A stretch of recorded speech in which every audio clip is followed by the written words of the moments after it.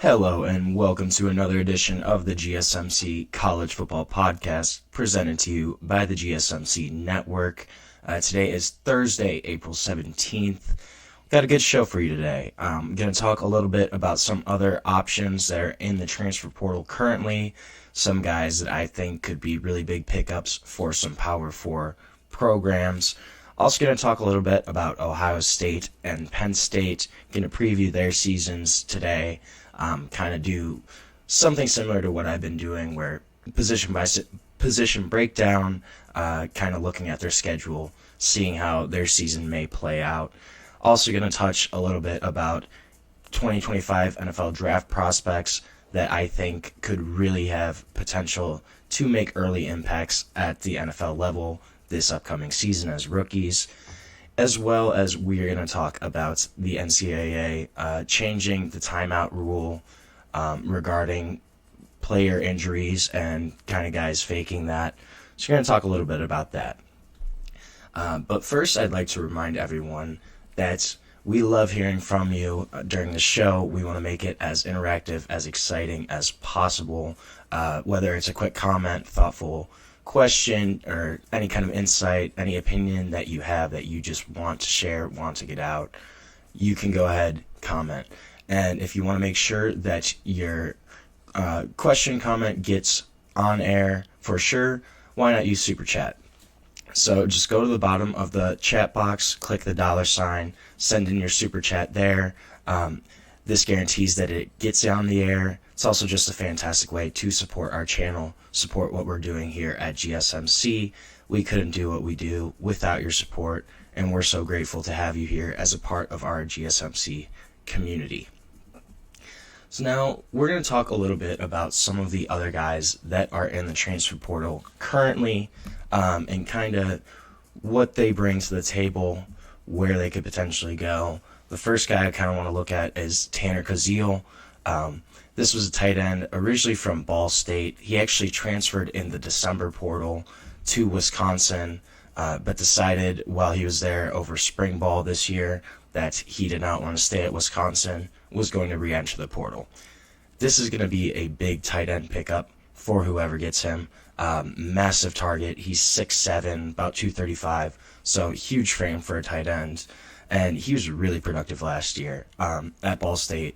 Caught 94 passes, had 830 receiving yards. So this is a guy that had a really strong year. Was second team All-MAC, but you have to remember Harold Fannin Jr. from Bowling Green. He was first team All-MAC, led the country basically in receiving yards. That was a guy that had a phenomenal season. So not a bad place to be in second place behind Harold Fannin. Still a really, really strong season as a tight end, especially. Led all tight ends in 2024 with 22 contested catches as well. Just kind of highlighting, showcasing that frame, the ability to go up and get the ball. Really has a well-rounded skill set. Kind of helps his overall play, but this is a guy that's going to be a red zone threat that you want to go up and catch the ball over cornerbacks, over smaller safeties. He uses his body really, really well. He's kind of able to box out and shield against those smaller defenders in those jump ball scenarios. And that's clear with the 22 contested catches last season, that this is a guy that really excels at that, at going up and getting the ball. He has really strong leaping ability, and he's also able to high point the ball really well, where he can just go up, see the top part of that ball, and he's able to get that. It's going to make him a red zone nightmare for anybody who gets him. Also a strong blocker, which is obviously something you want from the tight end position.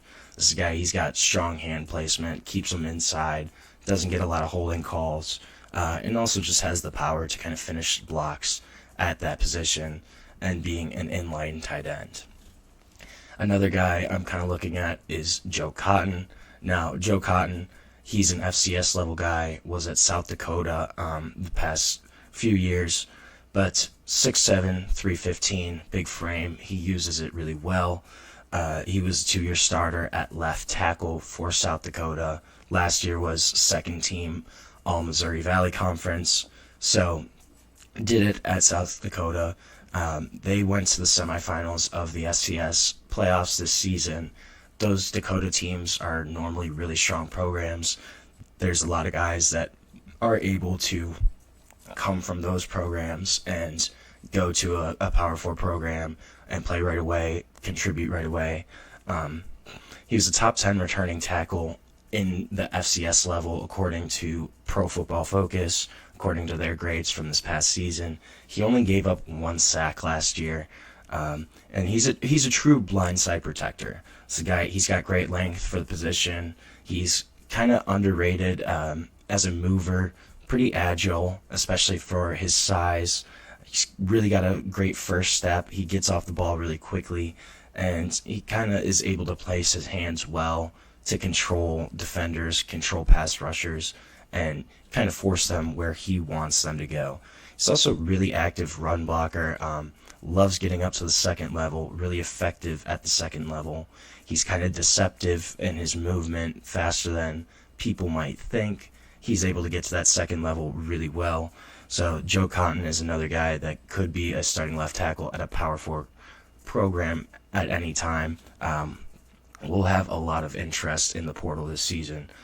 Another guy I'm looking at on defense is TJ Bush. Now, TJ Bush was at Liberty, started as a true freshman in 2023, was a freshman All-American, even better last season in 2024, had 9.5 tackles for loss, 5.5 sacks, was second team All-Conference USA.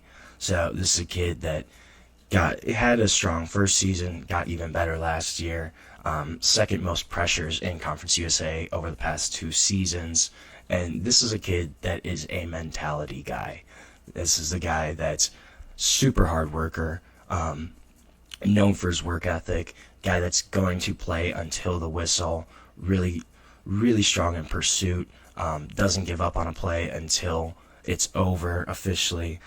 Just a high motor overall. He will continue to keep working, keep going.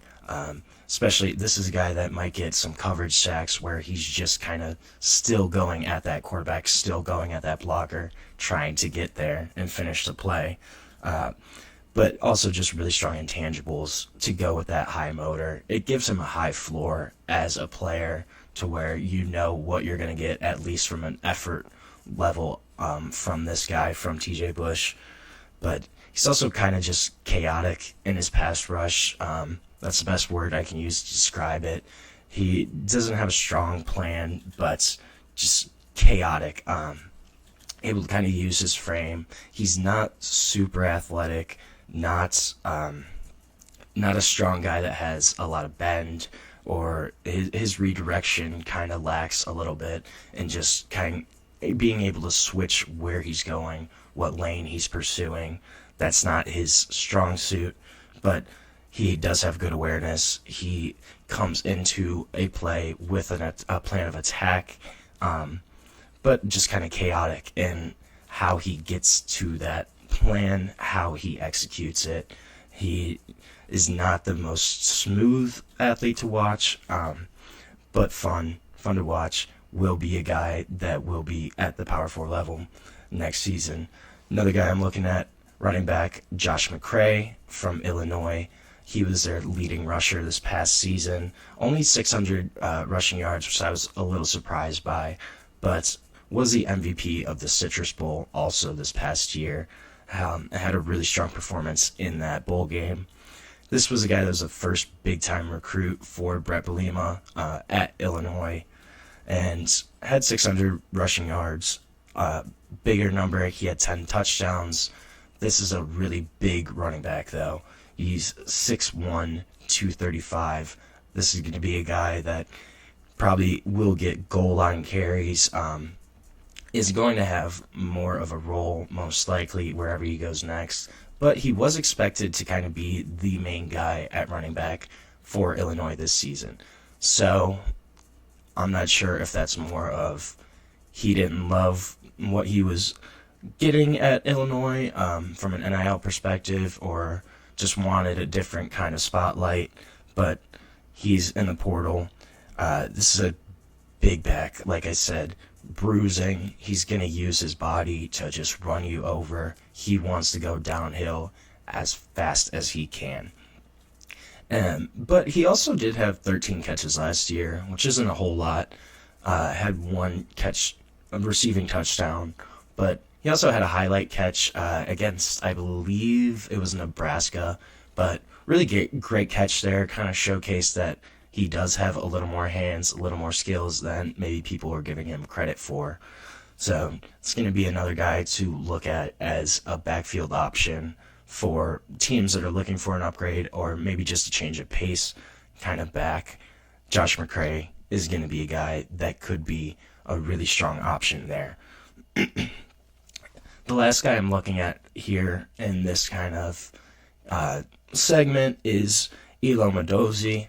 He was an Army guy, West Point, defensive end, about 6'3", 245, so not the biggest defensive end, more of a quickness, speed kind of edge, but third team all AAC last season, had 28 quarterback pressures on the year, finished with 34 tackles, had 8 tackles for loss, also had 6.5 sacks. So, and the other stat that I always love to see is he blocked 2 field goals. I love special teams stats. I think that kind of shows that you're willing to do anything to win, especially when he was a guy that was a starter for Army, still rotated in on that, and was able to block 2 field goals. I think that's really impressive and kind of is a bigger stat than people give it credit for. This is a guy that probably has the highest ceiling of any defender in the portal right now. Obviously, he had a good year last year, but is a guy that can even build on it and improve even more. He, coming out of high school, he had an elite 23-foot long jump, which is a crazy number, really strong, but he kind of fell under the radar just because of his size. He is well built, but has room to add to his frame, especially only being 245 pounds, can add another 10, 15 pounds at least and be fine there. But he's a guy that shows really good initial quickness, good burst coming off of the line of scrimmage, super explosive, and also just has really heavy hands. So he pairs that initial quickness just with his hands coming in, and they're really strong, uses them as kind of power rush moves, and is able to shed through blockers with those hands. Also, just a reliable open field tackler. This is a guy that will be able to play well in run defense as well as pass defense. And he can even kind of cover in a pinch. I wouldn't primarily put him as a coverage linebacker. I think he's much more of an edge rusher. But if you needed to, I think in a pinch, Modozie could be a guy that could cover for you and do it on a decent basis at that next level. But he's a guy that I think has a really high ceiling and could be even better depending on where he ends up at next season. Right now, we're going to take our first break of the show, and when we come back, we're going to go and talk a little Big Ten action, talk about the Ohio State Buckeyes, preview their season for this upcoming year, but we'll be back shortly on the GSMC College Football Podcast.